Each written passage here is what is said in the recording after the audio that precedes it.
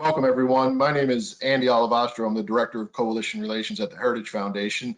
Thank you for joining us today for our webinar, Navigating Through the Storm, Strategies for Resilient Organizations. First, we'd just like to say we hope everyone is well and healthy and that your family and friends are well and healthy during this time. I'm going to do a couple quick housekeeping notes, and then we're going to get into our program. First, this session is being recorded. It'll be available on the website within the next 48 hours. We are welcoming you to submit questions throughout, and please use the tool on the right-hand side that asks for questions. Please ignore the raise in the chat feature and focus on submitting the questions through the questions tab.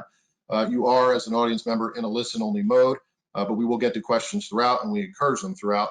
And now I'd like to introduce our guests. We have with us Ann Fitzgerald and Scott Wolf, and we've chosen these guests because they are seasoned leaders. And when you're navigating a storm, you want to talk to seasoned.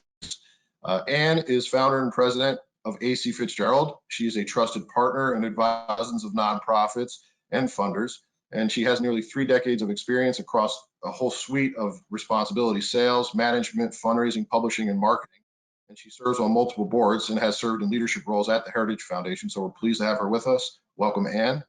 Thank you very much. Delightful to be here and to be on this panel with Scott. And thank you to everyone else out there for all the work you're doing to maintain your healthy and functioning nonprofits. We need you and America needs you. And in this current environment, we all wish Ann a happy birthday. Oh my goodness, thank you. And gifts are accepted. Thank you. Gifts by email. We're also pleased to have Scott Walter with us. Scott is president of the Capital Research Center. He served as a special assistant to President George W. Bush for domestic policy, and in a prior role was vice president for publications and research at Philanthropy Roundtable. Scott has a deep background in the think tank space and in organizations in the Liberty Movement. And at the helm of the Capital Research Center, his team examines how foundations, charities, and other nonprofits spend money and get involved in politics and advocacy. Scott, welcome. Thank you for joining us. Thanks for having me. It's great to be on with you two, and it's especially great to be teamed up with all the great folks on the call who I know have really critical missions for America that are more important now than they were before. Wonderful. Great segue into the first question I would ask, and Ann, I'll start with you. You know, you're the leader of an organization. What's different today than 2 months ago? Well, I'll speak from both, my own organization, but also just all the nonprofits I'm in touch with. In one area, we just have to reinvent how we are carrying out our work. This is both operationally and programmatically. And secondly, we have to think of new ways to communicate. And we have to figure out how to better communicate internally, because we have so much of our staff is remote, and how to keep them connected and engaged and inspired, but also all our external audiences, our different constituencies, and for nonprofits, of course, that includes very importantly our donors.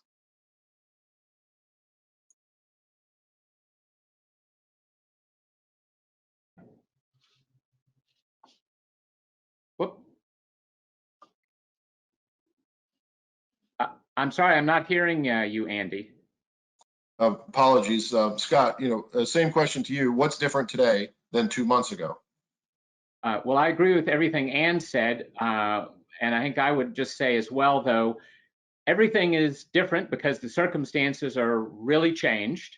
But on the other hand, nothing is different because you still have to achieve your mission, you still have your team, and the trick is to find new ways to achieve the same mission and inspire the same staff and your broader audience.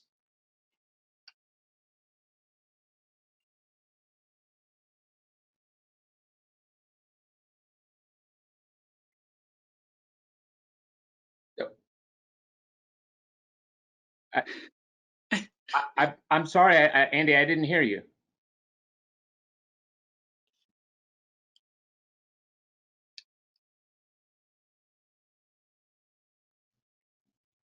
I think you're muted. Can you hear me now? Yes. Sorry about that. I was locking up on this end, and so the screen was frozen, and here we are. So Scott, I could hear your answer, and that's wonderful. I think for the folks on the on our webinar today who are submitting questions already, so thank you very much.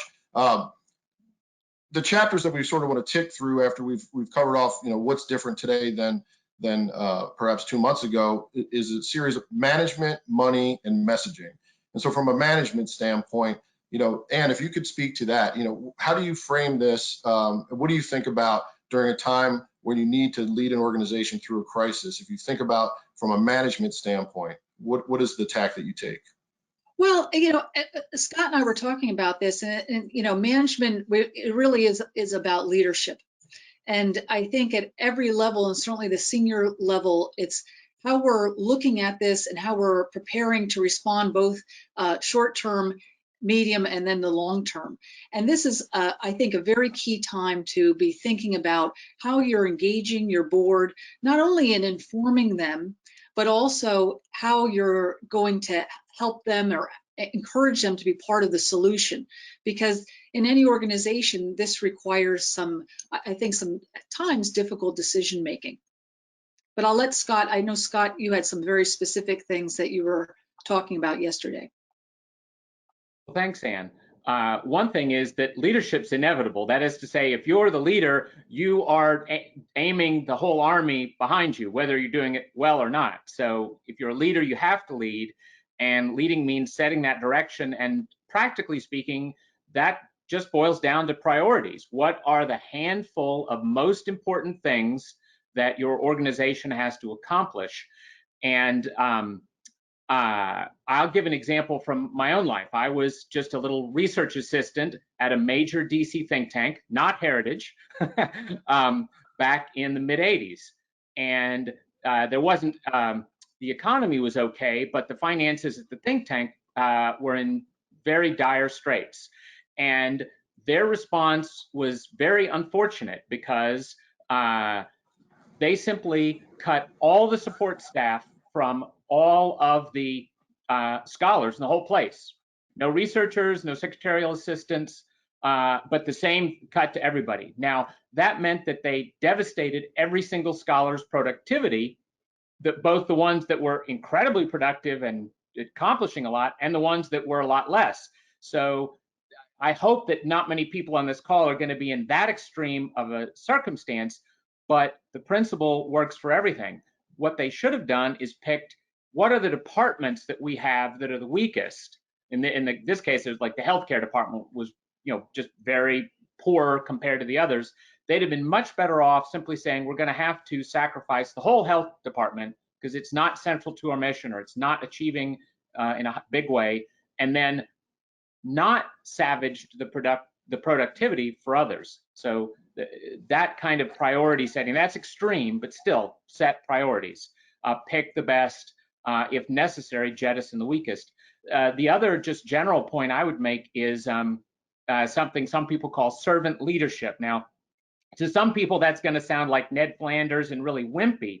But actually, I have a lot of hairy-chested Marine friends, and they would say that it's actually what the Marine Corps does. And my favorite example is there's a sacred rule in the Marine Corps. Not one officer eats until every enlisted man has. So if there has to be pain and inconvenience, it should start at the top because your willingness to sacrifice at the top will inspire sacrifice and devotion all the way down. Scott, one thing that you said the other day to me, and I thought it made a lot of sense, you mentioned this idea of don't be penny wise, pound foolish when you're making some of these decisions.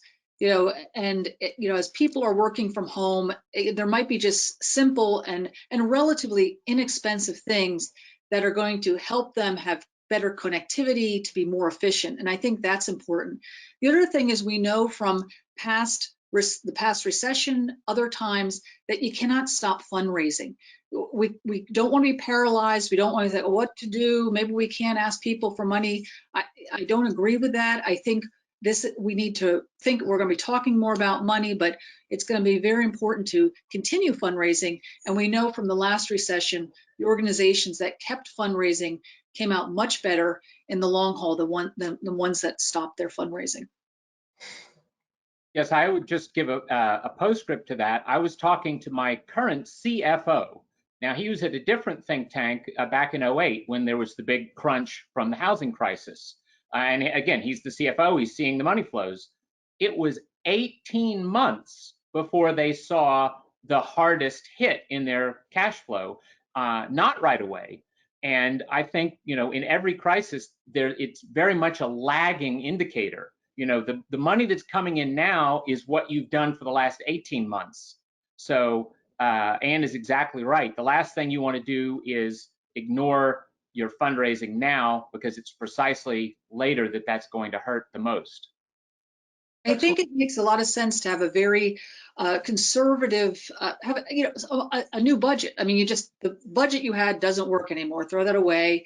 Have a new budget, maybe a couple versions of it. But what I'm hearing organizations doing right now is saying, we're gonna anticipate at least being down 10 to 20% in revenue. Maybe it won't be that much, maybe it'll be more, but at least to give yourself a benchmark and know what you may do, or what your priorities, or how your priorities might change for a budget that is reduced by that. Excellent points. We've got a few questions that overlap on a theme here with board communications, and I think if we're thinking management, that's a big piece of it. And Ann, you spoke to it, and Scott, you were talking about your CFO and what your CFO's experience was in another organization. But if I sum up these questions and kind of combine them together, is it now time for greater communication with your board? Or how do you sort of take into account, from a management standpoint, communicating internally to your staff, but also to your board? Ann?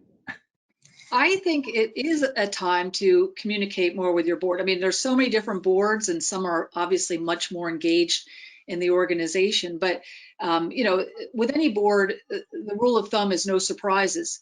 So we want to be very transparent. We want to make sure they understand the challenges and the tough decisions. And this is go time for the board. We want to be able to rely on them also for their expertise and things that they might be able to do themselves, whether they have the ability to make a greater pledge at this time, if they're able to activate other networks, they have to be part of this solution. So I think, some CEOs already have fantastic communication with their board, but I would imagine a number of groups are calling sort of an emergency meeting of the board to really lay out the future financial picture. I would second all that. And the other thing I would say is, again, you always want to be asking good questions of all your audiences. You want to find out what your donors care about. You want to ask questions of your staff. What do you need? And you also want to be asking questions of your board. What are you concerned about? What are you hearing with other groups that you're involved in? What opportunities do you think we have in front of us that we may not have noticed? So, good leaders ask good questions of everybody. A question from Michaela Brooks, and her question is, what questions would you ask in order to think through what is needed to reinvent the way you do your fundraising? So we're talking a lot about tossing the budget that was your plan for the year, but what are some of the questions that you think through? How do you frame it even further? Ann, maybe we'll start with you. Well, I think when it comes to fundraising, a few thoughts there. First of all, whoever told you fundraising was going to be easy? It's not. It never was. So it's not impossible now, but it's a little more challenging. And like Scott said at the beginning, we're not throwing away everything that we're doing. I was just working on an article recently about how to get started in fundraising, and what struck me was this: the fundamentals haven't changed. We still need to build relationships. We still need to inspire our donors and give them a compelling case for support, and we still need to ask for the gift. These fundamentals haven't changed. The methods might have. So I think at this point, our priority is really to make sure that we are very much communicating with our donors and reaching out. There's lots of ways we can talk about doing that and what are some of the opportunities, but this is really an opportunity to get as close as you can with donors. I second all of that. And I would also repeat just another very basic fundamental that I always tell people starting out in fundraising. Never think of yourself as the beggar on the street with your hand out saying, you know, can you help me? You know, I'm a nice guy, or you know, don't you feel sorry? Or especially now, we'd be tempted to say, don't you feel sorry for me because, you know, I'm struggling with my budget here. You're never asking for a handout. You're always providing a great investment opportunity for the donor. Invest with me, and together we will accomplish this great mission. That's so fundamental, and the feeling sorry for yourself and asking for pity is never the strong way to go about it.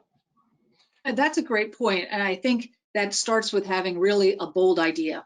You know, this is a time for boldness. This is a time for sharing with your donors and potential donors what it is that you're doing, why your work is so critically important. And also, don't assume that every donor out there is in the same boat financially. Some people are not as affected by this crisis and can continue to give, and indeed might increase their giving. You know, this raises something that, and you, Scott, and I talked about in sort of preparation for this. It's also understanding when to ask the right questions of your donors, right? So you're not out there necessarily with your hand out, but you also need to have a conversation with them because their circumstances vary donor to donor, but also in what they're interested in and what they're going to invest in at this time. And what are your comments on that? Well, first of all, you know, one of the things I was thinking over are what are the silver linings of this pandemic. So I'm not going to use the word opportunity, the opportunities in the crisis, but the silver linings. And I'd have to say one of the biggest silver linings right now is that donors are at home and somewhat accessible. This is so incredibly unique. Whether you're a donor or a fundraiser, you're in the same boat. So you're accessible. The donors in some ways are looking for some diversion. They're looking for outreach, communication. So at this point, if you haven't called or attempted to call or reach out to every one of your donors, you're really missing out. We want to make sure that we're building this relationship with them. And, you know, again, we don't want our first call to them as saying, hey, how about a gift, but more checking in. How's everything going? And let me share with you what we're doing. And this, again, our bold ideas moving forward and the critical importance of our mission. So this is a great time to connect with them. And I think after listening to them, as we all want to do in fundraising, we will have a perception of whether or not this is a good time or not to be asking them for a gift. So, you know, we got to think about at the other end of this, when they let us out of jail and we can move around the country, are your donors, you know, who are the first people your donors are going to see? Is it like the fundraiser who never talked to them for months? Or is it going to be the fundraiser who's been building that relationship over a period of time? Scott, do you have thoughts on that? No, that's excellent. That's exactly the right way to think about it. Ask questions, engage, stay connected. I mean, again, you should be doing all that always, especially you should be doing it now. And I will say, I think overall we're having a fair bit of luck with reaching people that weren't always easy to reach previously. The other thing I would say is, don't, you know, I mean, be a realistic, plan for contraction, but I think some of the larger institutional donors are gonna do their best to not cut drastically, because, you know, if you're a foundation, you don't suffer the same kind of shocks that others do. I can tell you, as somebody who studies the left brags, or not, not brags. The left praises the way conservative foundations in past crises mostly maintained their level of giving. And the last president of a large foundation I spoke with a week ago, she gritted her teeth, but she said, you know, we're going to try to not cut back this year. Anne was scratching at it, right? It's the famous Rahm Emanuel line about, you know, taking advantage of a crisis. But it was, I believe, Albert Einstein who said, in the midst of crisis lies opportunity. And so thinking differently and applying, a different thought process, whether it's always the same one or just, a faster approach to it, is interesting. What are you hearing about organizations then? We have a specific question from Jim Pallas who says, what about advice for seeking new donors at this time? So not even just keep maintaining contact with your existing donors and with your existing membership, but what if you want to go out and seek new donors? Any specific thoughts to that? Well, what I've seen is most organizations seem to have taken and just one aspect of donor acquisition is direct mail prospecting. And what I've seen is organizations have taken a bit of a pause on that because, again, traditionally when, in times of crisis, people kind of gravitate to things that they're already giving to or hopefully helping those organizations a little bit more. But I think we're going to come through that soon, and I'm starting to see some new prospecting mail come out. So I think in terms of that, I think that is going to be an opportunity moving forward. Like all direct mail, you want to test it, test small, see what kind of response you're getting. But if you're, like I said, if your mission was important before, it's important now.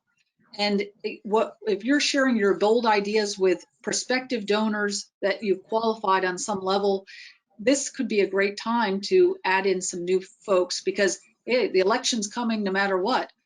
Big issues are occurring, and certainly there are new and very critical issues that have emerged based on the policy decisions that have been made in these last weeks. Excellent. Scott, anything to add? Again, I second all of that. I mean, your direct mail, especially the prospecting, but even your house file to your existing donors, again, you need to connect with the existing circumstances. But if you have a great mission, that mission still matters. And there absolutely are new, exciting or disturbing new issues. One of my favorites, again, I study the left. The left's absolute top priority is vote by mail. They are over the moon at the possibilities for that. If you're a state level group and your state is going to have to be making decisions like that, I sure urge you to get in and scrap with that. And again, donors, there's no donor who doesn't think the 2020 election is now unimportant. I mean, they may be scared about their health, they may have an ill family member, and that is very important, and you want to ask and connect about that. But they still are worried about what's going to happen in November of 2020. Yep. Maybe to piggyback that point about voting, election integrity and changes that are taking place in voting systems. Our friends at Ballotpedia are tracking a lot of this and a lot of the state activity and what state legislators are looking at doing and trying to do. But one of those sort of key questions is, legislation during this time. And so how have you seen about, the CARES Act or paycheck protection? What does that mean when you're messaging to donors and how organizations should sort of respond in that space? And what do you think? About nonprofits taking the paycheck protection? Sure. I mean, we see a lot of that activity. A lot of nonprofits are sort of looking at that. And is it something? Well, I think I think there's a lot of nuance here, and certainly for some organizations it's the right thing to do, and I'll just say that. I mean, I know it's I'm not certainly an advocate of expansion of government, but we also have to stay in business, and for some they're really at a crisis point. Back to some of the points Scott made about strong organizations and management and planning. Certainly moving forward, you've got to be thinking about building a reserve because there's going to be other crises in the future. So having that 6 to 9 month reserve, obviously would have been a great thing to have at a time like this. But for some organizations, they're going to take it. For others, if they choose not to, they can also talk to their donors and mention that they've decided not to take it. So they absolutely need more donors to step up and support them. So there's different opportunities out there, but I don't know that I could judge an organization by taking it or not because it's such an unusual situation.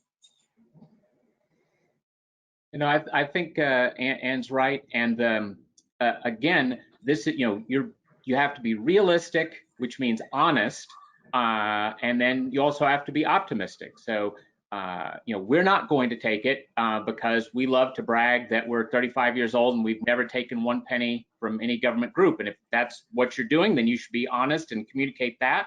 And on the other hand, if under the extreme circumstances you think it's necessary, then I would be optimistic. I would say we're going to pay every penny back. This is this isn't dependency. This isn't this is partly private sector, and but we have to for these reasons, but we're paying it back. Yeah. Excellent. One of our listeners and participants, Herschel Daniels, has asked a few questions. And so Herschel, I want to get to this one. According to some of the research that Herschel's done, during the last recession, funding for nonprofits dropped, and certainly, that's noticeable. Herschel says there's never been a time as this in modern history. How can the conservative movement advance in the community of Americans of African heritage? And I think, maybe to broaden it a little bit, all sorts of organizations all the time are looking at what audiences are we reaching out to traditionally, what are new audiences that we should reach out to. And so, I think maybe start with conservative organizations reaching out to audiences with the solutions that they believe are, the right ones for society as we try to reopen society, especially. But, Anne, if you could comment, just in terms of when you are counseling organizations, how to reach new audiences, what are some of the steps that you take? And then after you answer, Scott, if you could think, a little bit about how you look at, audience segmentation and messaging and all that. Right. Well, it's a great question, because I think there's many constituencies across America that conservative entities don't always reach very well. And even though our message would seemingly resonate well, one of the things I would think about for any organization is, begin with a good advisory board. Start thinking about who could be very good connectors to the audiences that you want to reach. You can't sit in your, sitting around the table with the same people, or, from home or wherever you're sitting at this moment, and figure out how to reach new audiences. I think you have to begin to bring in the audiences into your organization and help them be connectors, or allow them to be connectors to new constituencies. And I think that's also connects to then what's the messaging, and how do you frame up what you're doing to be relevant to those audiences. It's probably going to be somewhat different, and you have to really have an ear for that and get some feedback to be able to do that. Thank you, Ann. Scott, do you have any thoughts on that? Yes, a great example on the advisory board side, he's on our advisory board and lots of others. Bob Woodson has been a pillar in reaching inner city audiences for decades. I mean, he was advising Jack Kemp back in the 70s and 80s, and he's still going strong. He's in the next video we're going to release. Half the video is Bob. He is really smart at understanding how to tailor conservative messages to unconventional audiences. And there are other sharp folks like that, so that you need that advising you and being your ambassador. The next thing I would say is, you may be surprised, learn from George Soros, study George Soros. And for this reason, George Soros knows that white evangelicals are never going to be big supporters of the Soros agenda.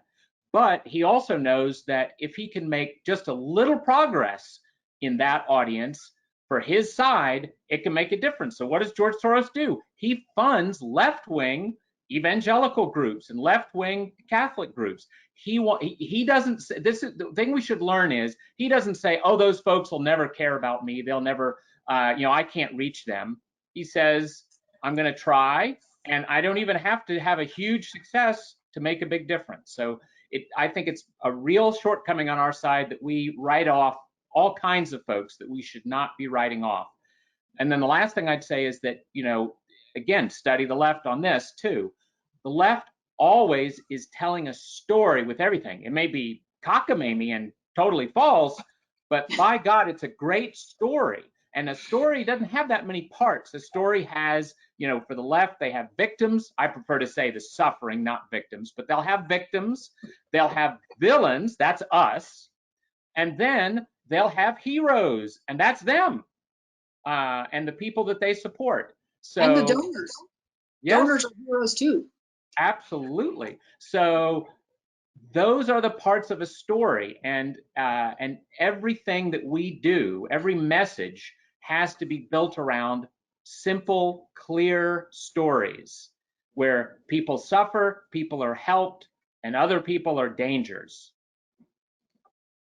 You know, there's a couple of questions that piggyback right onto that message, Scott. And so I'll come back to you and then to Ann.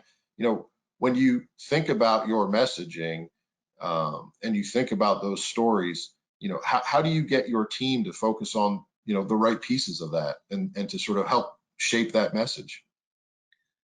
Well, a couple of things. Again, I stress each of those elements. Who is suffering, and let us show that we care about those people who are suffering. If you are a mom in a big city in America, you are suffering with what education opportunities are in front of you. If you are a small businessman in the same areas, you face horrible obstacles. Who is suffering, and connect to that suffering, and then explain some of the things that cause it, and explain some of the things that can deal with it. And then also, just in general, always think, what would the other side say, right? What is the snarky left-wing podcast going to say if they see what I just said? And anticipate that, and try to bring it up, the counter message, bring that counter message up and answer it before they can jump on you. Thank you, Scott. And thoughts on that? How you think about structuring that message when you're working with clients? I'm sure you don't want to give away the store, but what kind of process do you take them through? Well, I think, you know, what Scott said, the villain, victim, hero, I think is very much part of that. But also, you know, it goes back to, you know, starting off with this idea of what is one of the biggest problems facing our country today, or your state, if you're state-based, and what is your organization doing to solve that? So, you know, starting with that core, that very clear core, because I think a lot of times organizations we always want to go out and start saying what we're doing before we describe why it's important. So, you know, there's a great book, Start With Why. You know, I recommend reading books on storytelling, because, you know, beginning to understand that and getting that connected in the organization. But even when someone comes up with an idea within your organization, a project, you know, again, why is it important? Why is it urgent? What problem are you addressing? And why is this important to address now? Why do we have to focus on this, and why should a donor care? And that, I think, begins to get them thinking in that mode. And that book was Start With Why. That's one of your recommended reading. Man, Start With Why. Scott, do you have while we're on it, do you have a recommended book for our listeners and our people, the folks with us today? I do. I don't like many business books. I think most of them are pretty cheesy, and they just sell one cliche that they hope will be this year's cliche. But the Jim Collins books, especially Good to Great, I think is really valuable, because what he does is he looks at sustained organizations with sustained excellence and then works backward. What got them there? And he has done a little skinny monograph called Good to Great for, I think it's called the social sector. He means the nonprofit world. So, because obviously nonprofits are not the same thing as, you know, Walgreens or something. But I think that he has a few very basic principles. The two that I would pull out is his absolute top thing is nothing is more important than having the best people. You know, there are businesses that will hire you if you come in, you interview, and they think, wow, you're awesome. I have no idea what we're going to do with you, but you're awesome, and they'll still hire you, because nothing is more important than getting those high performing individuals. And then the other thing that he makes a point about, and it fits with what Ann was just saying, to be a great organization, you need to be one of the best in the world at what you're doing. So as Ann says, you know, figure out, why is this going to make a difference? How are we going to change the world with what we're doing? Excellent. So I want to take a quick second to thank everybody for all the questions. We're going to get to as many as we can, but I will try to group some so we can cover off on some themes. And I see a few that relate to what our good friend Chris Summers in Maryland has sort of asked. And he says, you know, with the focus on COVID, will you see either a shift in foundations from giving to issues like tax and budget or economy, or even a shift within organizations themselves to focus on those sort of issues? So do you anticipate seeing that? And from what you've seen in the past, will organizations sort of shift where they give, but also shift what they focus on? I mean, Scott is probably the best expert on foundations overall. I guess I just have had some conversations with foundations. I see that same thing. They have certain principles. They might have some special grant opportunities. They want to be responsive to their grantees, but the key principles that they're following, I think, will remain the same. I don't think they're going to totally shift gears, and I think that they're just, if anything, they'll just I think give groups a little bit more flexibility because they're all addressing this in different ways. Yes, I mean, one of the virtues of the foundations on our side, and it's why they're dwarfed by the left-wing foundations, but they're about as effective. So it means they're obviously doing much better. And one reason for that is that they pretty much stay the course. They're not zipping back and forth to whatever the latest cliche is, whereas the lefty foundations do that a lot. So I don't think you're going to see dramatic differences. I would say one thing, which is that because this will really matter, especially for those folks who are worried about what position they're in now. It is completely reasonable to go to your foundations and say, hey, can we have a little flexibility, additional flexibility on how we're going to be spending the money you've already given us, or can we have an extension of the deadline for reporting on the reports on grants we owe you? I would look for asking for flexibility rather than major shifts. Or I've already submitted a proposal before COVID-19. Can I give you an update as to how we're addressing that, or maybe how some of our programs have changed a bit? It's interesting. If we think about not knowing where this pandemic will take us, but the conversation is shifting to how do we open society up? Are there other lessons from 08, 09? Scott, you mentioned that with your CFO and their experience, and Ann, you've touched on the prior experience, but are there other lessons from those previous crises or recessions and whatnot that you would call to mind, and steps to take? Well, I think we are all dealing with immediate changes right now, that we've had to deal with operationally or whatever. But there's going to be some enduring changes too. And that might be in how we have events, or if we have events. It could be related to how we have meetings or meet with donors, and certainly how we communicate with them. There's been a dramatic shift now in donors and their comfort level with communicating through Zoom or GoToMeeting or some other web-based service. So I think what we need to think about as organizations are, what are those enduring changes, and if we can project them some way so we can look at those things and then say, okay, we got this, and then how can we strengthen our organization around these things? Because I think that's what in 2008, I think a lot of people took some lessons away, but there's still some challenges out there, and certainly in building operating reserves that not every group was able to do. Yeah, I want to piggyback on the operating reserve thing. I read hundreds of 990s a year. I look at a lot of nonprofits, and all the nonprofits seem to fall into two categories: those who have a lot less than 6 to 9 months of operating reserve, and those who have a lot more. So one thing I think that should change from this is, if you don't have an operating reserve, that needs to be a medium to long-term priority. And if you do have an excessive operating reserve, you need to be thinking about a responsible spend down of that. Yeah, and again, I want to get to a lot of these good questions, so they're not necessarily in order. Moira Delaney was asking who were we talking about? Bob, what was his last name? That was Bob Woodson. But it does connect with, and Bob has done wonderful work in the conservative movement for a long time.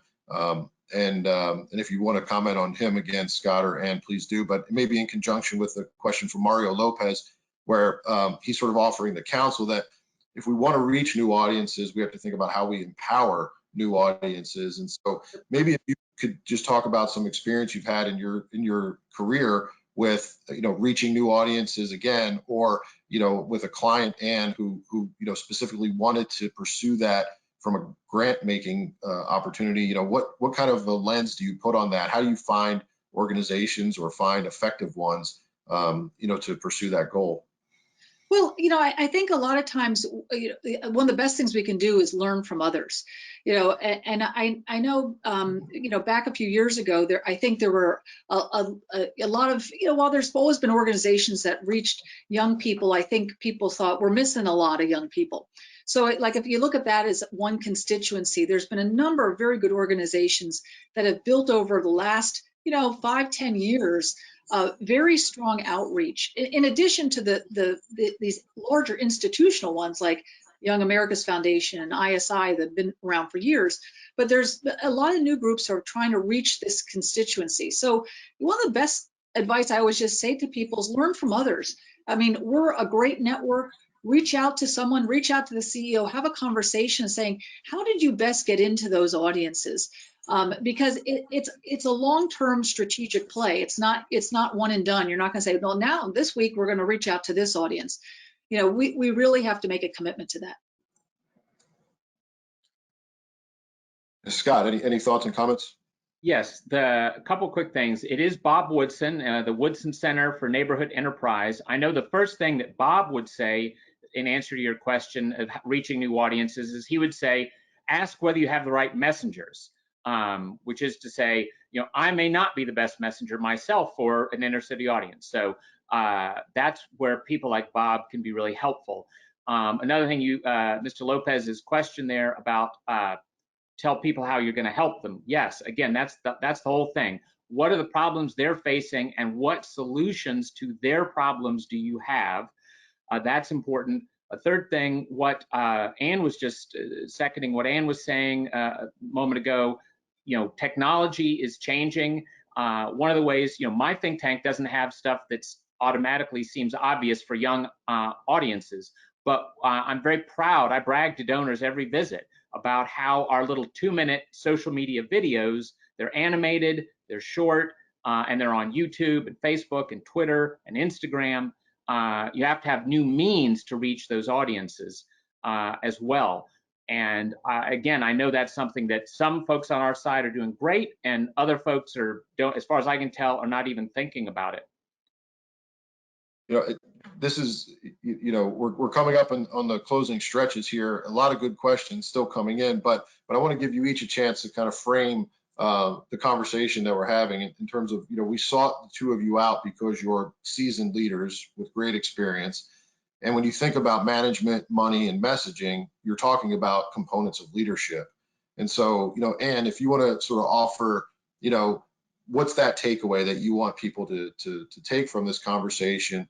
And Scott, then if you could do the same, I think if we have any other questions that come in that I can narrow down. We have a lot of questions about other good books and recommendations. And so I'll propose that we sort of collect that list and we'll share it as best we can. And then you'll see our email addresses on there if you'd like to contact Anne, Scott, or I directly. But I think to sort of wrap up the conversation in keeping with our schedule, Anne, what are some thoughts that you want for everybody to take away? And then Scott.